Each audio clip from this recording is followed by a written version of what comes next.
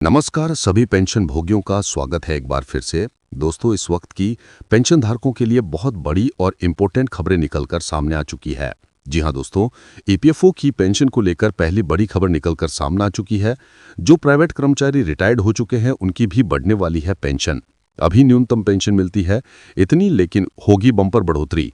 जी हाँ, तो दोस्तों आखिरकार जो प्राइवेट कर्मचारी है उनकी ईपीएफओ की पेंशन कितनी बढ़ेगी, कितनी न्यूनतम पेंशन मिलती है, इसको लेकर कौन सा बड़ा अपडेट निकलकर सामने आ चुका है, इसके बारे में भी दोस्तों आज की इस वीडियो के अंदर बात करने वाले हैं। इसी के साथ बात करेंगे कर्मचारी भविष्य निधि संगठन की ओर से आई अगली बड़ी अपडेट के बारे में। क्या सच में कर्मचारी भविष्य निधि संगठन 15,000 रुपये की लिमिट को बढ़ाकर 25,000 रुपये कर देगा? क्या है इसे लेकर नया और लेटेस्ट अपडेट? तो चलिए इसके बारे में भी विस्तार से बात करते हैं।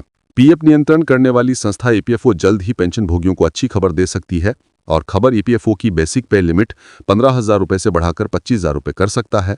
इसे लेकर नई अपडेट हाल फिलहाल में सामने आई है। जी हाँ, तो दोस्तों यहाँ पर ईपीएफ के द्वारा यहाँ पर जो है फायदा जो ईपीएफ और ईपीएस का मिलता है, जो कि ईपीएफओ के पेंशन भोगियों के लिए अच्छी खबर है। यहाँ पर जो है कर्मचारी द्वारा बेसिक सैलरी का 12%, इसी के साथ कंपनी जहाँ पर जो है 8.33% योगदान देती है। इसमें कर्मचारी का कोई भी योगदान नहीं देता, जहां पर पैसे उनके रिटायरमेंट पर मिलते हैं। कुछ स्थिति में आप ये पैसे पहले निकाल सकते हैं और ईपीएफ में जमा पैसे आपके रिटायरमेंट पर पेंशन के रूप में मिलते हैं। अब ईपीएफ उन सभी के लिए अनिवार्य है जिसकी बेसिक सैलरी अधिकतम 15,000 रुपये हो, लेकिन खबर यह है कि इस लिमिट को बढ़ाकर 25,000 रुपये कर दिया जाएगा। मौजूद समय में 15,000 रुपये से ज्यादा बेसिक सैलरी वाले कर्मचारी चाहें तो ईपीएस जो है वो छोड़ सकती है। अब नया अपडेट क्या है, तो यहाँ पर जो है न्यू लेबर कोड के बेसिक सैलरी की सीटीसी का 50% करने को कहा जा रहा है। इसी के साथ पीएफ में योगदान की बढ़ोतरी को लेकर भी चर्चा चल रही है। अगर 15,000 रुपये से बढ़कर ये लिमिट 25,000 हो जाती है तो ईपीएफ के दायरे में अधिक से अधिक कर्मचारी आएंगे। ईपीएफओ कर्मचारियों को ईपीएफ और ईपीएस दोनों का फायदा देता है। यहाँ पर जो है हम टेबल के माध्यम से समझें तो जो कंपनी का योगदान होता है वो बेसिक सैलरी का ईपीएफ के अंदर 3.6 होता है, लेकिन बेसिक सैलरी का 8.33% ईपीएस में होता है। अब कर्मचारी के योगदान की बात करें तो बेसिक सैलरी का 12% जो है वो ईपीएफ में होता है, लेकिन इसका ईपीएस के अंदर योगदान नहीं होता। लिमिट की बात करें तो बेसिक सैलरी के आधार पर होती है और यहाँ पर ईपीएस के अंदर बात करें तो हर महीने जो है 1250 रुपये। अब टैक्स की बात करें तो ईपीएफ टैक्स फ्री है और ईपीएस के अंदर कोई भी ब्याज नहीं दिया जाता है। अब निकासी की मैं बात करूं तो ईपीएफ में पूरी यहाँ पर जो है पूरी राशि रिटायरमेंट के बाद अब कुछ परिस्थितियों में पैसे से पहले भी निकाल सकती हैं, लेकिन ईपीएस की बात करें तो यहाँ पर पेंशन जो है वो 58 साल पर ही शुरू की जाएगी।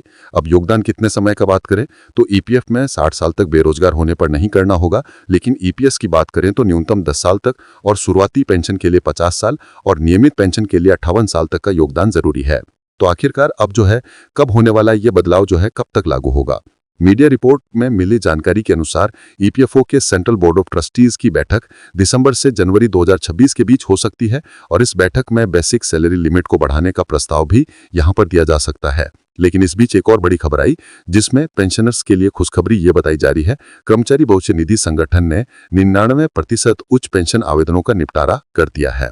जी हाँ दोस्तों, ईपीएफओ ने उच्च पेंशन से जुड़े लगभग 99% आवेदनों का निस्तारण कर दिया है। इससे लाखों लोगों की पेंशन जल्द बढ़ने की उम्मीद है। श्रम एवं रोजगार राज्य मंत्री सुश्री शोभा करंदलाजे ने लोकसभा में लिखित उत्तर बताया कि ईपीएफओ ने सुप्रीम कोर्ट के आदेश के अनुसार अधिक पेंशन संबंधी प्रक्रियाओं को पूरा कर लिया है। उन्होंने बताया कि आखिरी तारीख यानी कि 11 जुलाई 2023 तक यहाँ पर जो है 17.49 लाख आवेदन मिले थे, जिनमें से 15.24 लाख आवेदन नियोक्ताओं को आखिरी तारीख यानी कि 31 जनवरी 2025 तक यहाँ पर जो है कर्मचारी भविष्य निधि संगठन को भेज दिए गए थे। 24 नवंबर 2025 तक ईपीएफओ ने प्राप्त आवेदनों में से 99% आवेदनों का निपटारा जो है वो कर दिया है और अब तक यहाँ पर जो है 4,27,308 मांग पत्र जारी किए गए थे, जिनमें से 3,662 मामलों को मांग राशि जमा न करने के कारण अयोग्य पाया गया। लगभग 2,33,003 आवेदनों की मांग राशि सहमति जमा कर दी गई, जिसमें से 96,274 अभी सेवा में है और 1,33,700 जो है वो सेवानिवृत्त हो चुके हैं। अब सेवानिवृत्त में से यहाँ पर जो है कुल मिलाकर बात करें तो 12,57,000 पीपीओ अंतिम चरण में है। पीपीओ एक 12 अंकीय विशिष्ट नंबर है जो कि पेंशन भोगियों को उनकी पेंशन भुगतान और अन्य संबंधित लेन देन के लिए जारी किया जाता है। अब यहाँ पर जो है पीपीओ जारी कर दिए गए हैं। ईपीएस 95 के तहत पेंशन की गणना जो है वो प्रोराटा आधार पर होती है और प्रोराटा का अर्थ है अनुपात में। तो अब किसी भी चीज में प्रोराटा आधार पर बांटा जाएगा तो इसका मतलब है कि उसे पूरे अनुपात की समान और उचित हिस्सा जो है वो पेंशन के रूप में दिया जाएगा। तो ईपीएफओ ने कहा है कि 99% उच्च पेंशन के आवेदन जो है वो सॉल्व कर दिए जा चुके हैं।